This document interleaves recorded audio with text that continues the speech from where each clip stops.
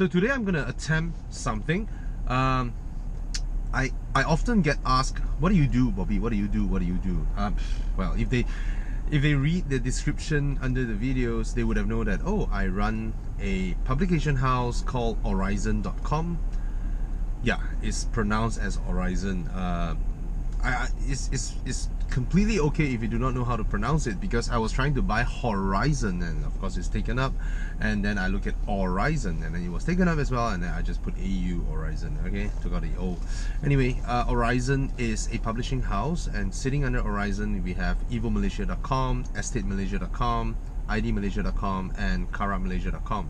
So most are pretty straightforward, and then of course karatmalaysia.com is about jewelry and watches and all that. Okay, so that's what I do now. Previously, if I were to trace back a bit, if I want to give a run through, well, after I graduate secondary school, yes, I went into college, but that was a difficult time because my father bankrupted like 2 years before that, so we had little money, and in the first 1.5 years in college, it was difficult. I had to like I can afford like Milo, gardenia bread, or the cheaper version. What was that? Sun, don't know what. Anyway, basically there are a few dinners where I just dunk bread into Milo and call it a day off. I buy soda biscuits and all that. Then after that, I got a job in Mid Valley. I was working in PDA Expert. Now, I just learned this from Beng the other day, that PDA now amongst the youngsters, it means public display of affection. So kelakuan yang tidak senonoh. So anyway, PDA back then means personal digital assistants. So I work in PDA Expert. I was a salesman there. I get paid like 900 ringgit a month, and I get commission. So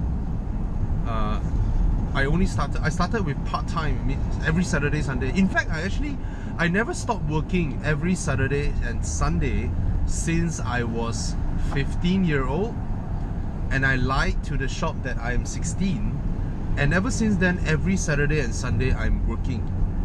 I am just working every single Saturday and Sunday. And I'm just gonna go here. So after I sort of earned enough, then to do that job, I switched to Subang. I studied in Subang, and then I take public transport to and from Mid Valley. You know, it's crazy. I have to like travel. I have to schedule my class to like the earliest and then the latest, so that in between I can take public transport to work. And the money I earn, that time I earn about, with commission in, 4,000 to 5,000 ringgit a month. So I get to save up to pay for my 6,000 plus fees a semester. 1 year there are 3 semesters. Yeah, 6,000 to 7,000 ringgit. So per month I save up 2,000 plus, and I get to afford my studies. Okay, so I was a PDA salesman, a PDA expert, public display expert in public display of affection. Anyway, after I graduated, I got a degree. I sort of looked for a proper job. You know, I was envisioning the corporate ladder, you know, having ties and all that, and I feel a bit more atas than the usual salesman at that time. So I thought to myself, nah, I don't want to be a frontliner salesman anymore. I want to be a, you know, high wage earning corporate climber or something like that. Well, that didn't turn out well, because I went to the first interview and then the guy offered me a really high pay of 1,700 ringgit salary, which is crap shit back then. Yeah, it was a very low paying job. Anyway, I got promoted after that, after a year. Then I went to the main subsidiary. That's where I became a like an assistant client service manager or something like that. I learned proposals, you know, presentations there. I thought I was good in sales, but I didn't realize that is something sales. You know, the kind of sales where you stand in front of the counter and then you're gonna, hi sir, what would you like? You want the latest PDA? You know, that is something sales. Proper sales is you go in with a strategy, you do a proposal, you brainstorm ideas, and then you give solutions to your clients that you may have never met. It's a phone call, you set up an appointment, and then you go in and meet them. And I totally fluke at that job. That was the first job that I was like, shit, I thought I was good. I wasn't. That's when I learned a lot. And after that, I was approached by a headhunter, and then I went to this job in Mont Chiara, doing branding and blah blah. So, and then after 2 years, I was like, that urge is there. I really wanted to do my own thing. I started blogging, and I actually blog about things that I read. I mean, so I blog international news as well, and then of course some of my thoughts, some weird shit thoughts back then. And then I had this reader who was a Kia employee who stumbled upon my blog, and he always, you know, share information, and then he comments, and then he will send me emails and all that. And I really appreciate, because that was sort of my first touch base with someone from the industry. And back then it wasn't that easy. It's not like now you have Facebook pages, you can tag the manufacturer's page to let their PR department know about you. Back then it's about, you hope someone stumble upon your blog, that's it. And so I kept writing, and then one day he just like he dropped me an email and said that you should really consider joining this industry. You know, it would be great to have you in this industry. That was that moment that got me, am I cut for it? Because for me it was a dream job to be able to do what I like for a living. Then then we met up. He was like, dude, you should come in full time, you know, consider this. But it wasn't about blogging that time. That time is still the magazine era. So that got me started thinking, how can I, you know, calculating, actually doing the actual work in trying to see how, even the most minute of steps, that I can get myself into this industry. So we calculated, oh, a V90 wagon behind me. Wow, in black. Beautiful. Let me take a photo of your car. Am I able to? Oh, I couldn't. I can't. Damn, that's a nice car. Anyway,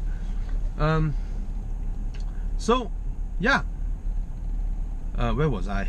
So then finally, after I wasn't even from the print industry. I don't even know that you need license to print. You need to look for a printer to endorse your form for you to get a license and all those nonsense.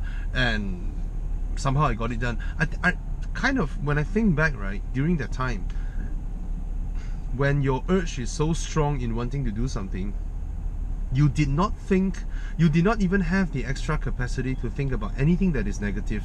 Everything is about how, when, where, you know. You never think about what if you're fucked. No time for what if, you know. That time is just, oh, you need this, okay, I'll get it done. Okay, I need this, I'll get it done. You know, it's just like that simple.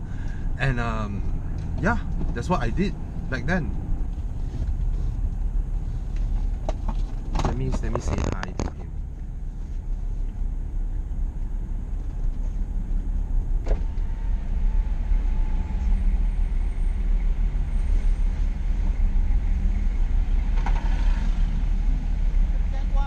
Beautiful! Nice choice, man.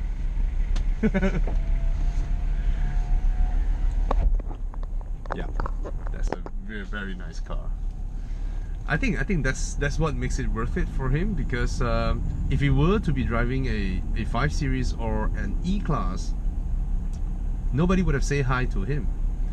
And because he bought this, and this is great. It's just a beauty. Anyway, sorry, I always get sidetracked. Yeah, so I printed Wheels Weekly, And that time, I think I'm always someone who think like that. I cannot afford to print a full-fledged magazine like Top Gear and what are the other magazines back then, you know. There are Top Gear, Evo, Autocar, right, and all that.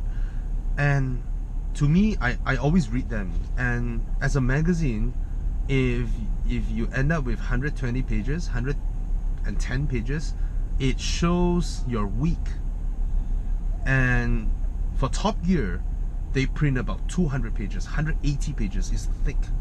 And I look at it and then I did the calculation and all that. I'm like, I did not license any content from any UK or whatever. I have to write every single page myself. And of course, I won't be able to print in the volume that Top Gear prints. That means it will be very, very expensive for me to print a magazine that exudes confidence to readers or advertisers if I just go head on with 180 pages and 200 pages. So I kept thinking, what can I do? What is the way out of this? Then I look at the Age paper, you know, it's the kind of this size, it's white color, it's very high quality printing. And then I was thinking, what if I print a automotive journal? That means it's not a magazine, but it looks like the Age, but it's a journal. That means it's thin. I can end up with 32 pages, and the person who pick it up can fold it in half, put it under his armpit, and go to the toilet. So that's what I was thinking. If I do it in a format that people can accept that it is thin by default because of the format, then I don't need to waste so much money. So I immediately entered that realm with a format that makes sense for me to run my little title. So I sell it at 3 ringgit 90 cents. That time, Old Town White Coffee was the hot thing, and they sell a cup of coffee at 3 ringgit 90 cents. That's why I pack my title, Wheels Weekly, at 3 ringgit 90 cents. And I have a tagline, you know, the fastest car magazine for a cup of white coffee. Why I say fastest? Because I print bi-weekly.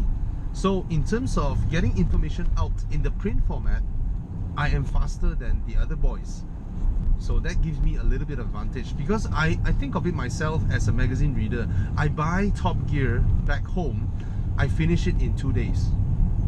And then the other 2 days will be Evo, the other 2 days will be Autocar, and then I'm left the entire month sitting there waiting for the next month. Any one of you who is around my age, 30, 40 years old, you will understand that feeling if you're a car guy. Back then, it's not like now. You can log on to the internet anytime or Facebook and read something automotive. Back then, you finish it in the first 5 days, you are fucked for that month. You just wait.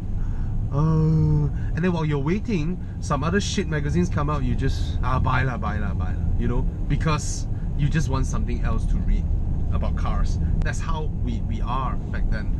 So by printing every 2 weeks, I was thinking I can fill that void. And true enough, my first issue, I print 10,000 copies. I sold 8,000 plus. I was thrilled. 8,000 plus copies. And it was a great sensation, because after printing the first copy, the second copy, I got a call from car makers. By the third issue, I was invited to a drive. Third or fourth issue, Mercedes invited me to their E-Class launch. I was like, wow, it's only my third issue. And Volvo passed me a test car, and Kia invited me for their drive. That was really quick. But I think mainly it's because back then, PR people still go to newsstands to scour around. They still collect magazines. And I think this caught their attention because it was big. Oh, at one point I changed the tagline to the biggest car magazine for 3 ringgit 90 cents. Because if you put them on, you put myself and Top Gear or whoever on the table, I would have occupied the largest square inch or square feet. Because my format is the Age format. So that's how Wheels Weekly started, and we had a very good run because advertisers love it, they supported it, our readers love it. We don't report news, we don't report the 6 o'clock news, but we report the 10 o'clock Larry King news. So what I mean by that is that because to me, everybody reports the 6 o'clock news. Oh, this is what happened, this is what happened, you know. But we report the 10 o'clock Larry King. Why this happened? Why this car maker thing like that?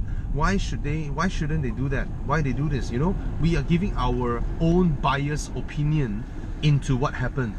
And that sort of appeals to a more intellectual level of readers, whereby they appreciate personal opinion, and then they will judge themselves.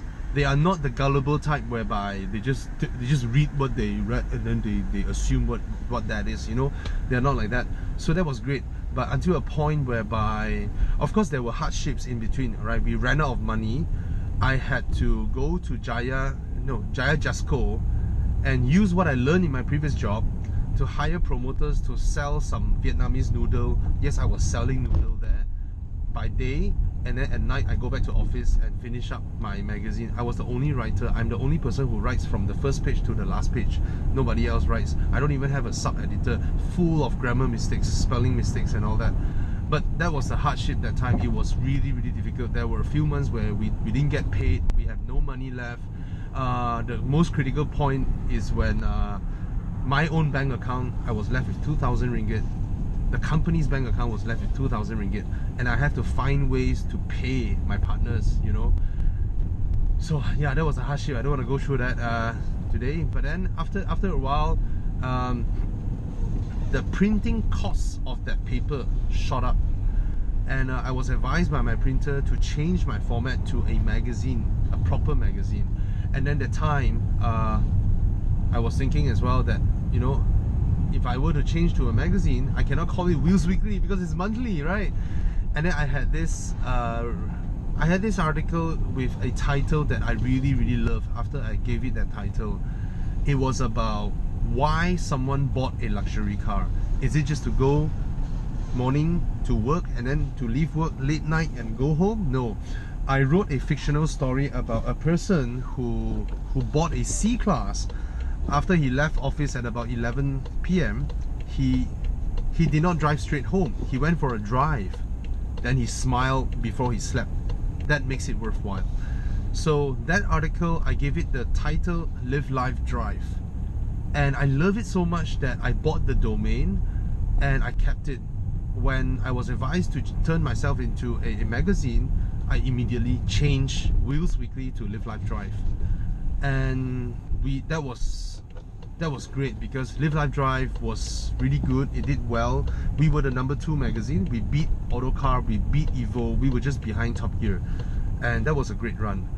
Then came 2012, where I wanted to launch a website. To me, a website shouldn't be a repetition of the magazine, so I ended up doing a car buying guide, and to my surprise, it was the country's first car buying guide. Back then, Live Life Drive was the first website where you can select Camry, Accord, Tiana, and then you get to see the specifications, the power outputs. You can click galleries. When you're reading the news about BMW, the system will pull out BMW lineups. Then you can click that car, you check the specs, everything. That was the first of its kind. So when we launched Live Life Drive in 2012, we launched it in January. We were still sort of like Google Sandbox. We were still under the Google Sandbox, and then it did not reach any critical mass. But after the 6 months, when Google properly crawls our site, we were surprised to see we just shot up and we end up right behind Paul Tan. Of course, it's a totally different kind of website. Paul Tan is a blog. It's a website that writes articles and all that. Ours is a car buying guide. Then came iCar Asia. The company wasn't formed back then, but it is the same group of investors as iProperty Group, Catcha Group. They bought Live Life Drive up. They bought Carlist. Carlist was tiny back then, was a very, very tiny website. I think we were like 20 times their size. Carlist was a tiny challenger to Muda or Motor Trader back then. It was a tiny website. So Live Life Drive was way bigger than them. So they bought Live Life Drive and Carlist in Malaysia. They bought 2 websites in Thailand, 2 websites in Indonesia. They group it and they get it listed in Australia. So suddenly I became part of iCar Asia's umbrella group of employees. I still remember I was with the CEO, with the chairman, and we look around for office to rent. Yeah, it was the modern Carlist, the current Carlist, the Carlist that everybody knows. I was one of the founding members, I can say. So there were a lot of inputs. We have a lot of interesting things inside Live Life Drive that we did not release to the public back then. We have a car dealer stock management system inside. We have all 6,000 tire shops database inside Live Life Drive. We have all that. Then we merge it into Carlist, and then we built Carlist up. Carlist was supposed to be the hero product because of the name. You can't go to investors in Australia and tell them there is this car buying website called Live Life Drive. They're like, what is that? Alright, so Carlist is a proper name, so we all focus our firepower on Carlist, and then of course they are a listed company, they are investors and all that. Then I was given a 2-year contract, then only I can receive my shares. Then when the 2 year was up, I resigned. They asked me to stay for another year, and then after that, that's sort of done deal. And yeah, once I finished my term in Carlist, and then I got my shares, and then I sell them off. I bought a house. I don't have a house. I bought a house. I bought cars that I like, and I do things that I like. With the little money that was left, I invested in Evo, in this thing that I believe, from magazine to digital, because even though I end up in Carlist, I see the power of websites, of digital and all this, the reach, but I don't really like how articles were presented. They are not beautiful, they are not impactful. Unlike magazines, you have big visual layout and design and all that. I want to combine these two things. So that 2 year I was brainstorming this thing. How do I combine magazines with the reach of websites that can play videos, that can play galleries and all that? That culminated in evomalaysia.com, and as I launched it, and then it was great. Yeah, I was still printing Evo, I was still licensing content from Evo, but then I gave it up. We stopped it already, so now it's just on our own. And the back end was good. That's why we launched other titles, Estate Malaysia and all that. So yeah, that's what I do. That's my little long story. Yeah, so the learning I get for this past few years is you don't really need to consider much. You like something, you go and do it. You saw a used Bentley you want to buy, just buy it. It breaks down, fix it. You can't afford fixing it, borrow money or something, or throw the car away. Right? You like this car, just buy. You like that thing, just do it. You want to venture in this business, just do it. Because we humans, right, we are born to solve problems. When you encounter problems, you solve it. Instead of fearing it, you learn something. You fear, then you stop where you are. I know it's a cliche talking, and I'm not Jack Ma, I'm not Zuckerberg, but this is just my own personal experience that I want to do a car magazine. Oh, I'll just go and do it. Oh, you need to do this? Oh, I'll just do it. Oh, I got something wrong. Okay, fix it. That's it. That's it. That's really it, you know. I like the 6 Series. I can't afford a new one. The 6 Series, a new one is 800,000. I saw a used one. I nego the price. It might break down, the roof might leak, who cares? When it leaks, I get it fixed. When the engine breaks down, I'll get it fixed. If I can't afford to get it fixed, I'll find ways. Because when my first job was 1,700 ringgit, I bought an Audi A4, a used one. Installment is 850, half of my salary. The first time it broke down, I don't have a credit card to fix it. I have to ask my friend out, ask him to swipe his card, and I'll pay him back slowly. I went through all that, and I don't think there's anything that is impossible. So yeah, that was my biggest hardship. So you like whatever car, fuck it man, just buy and drive, and you face problems, fix it. That's it. Yep. Cheers man.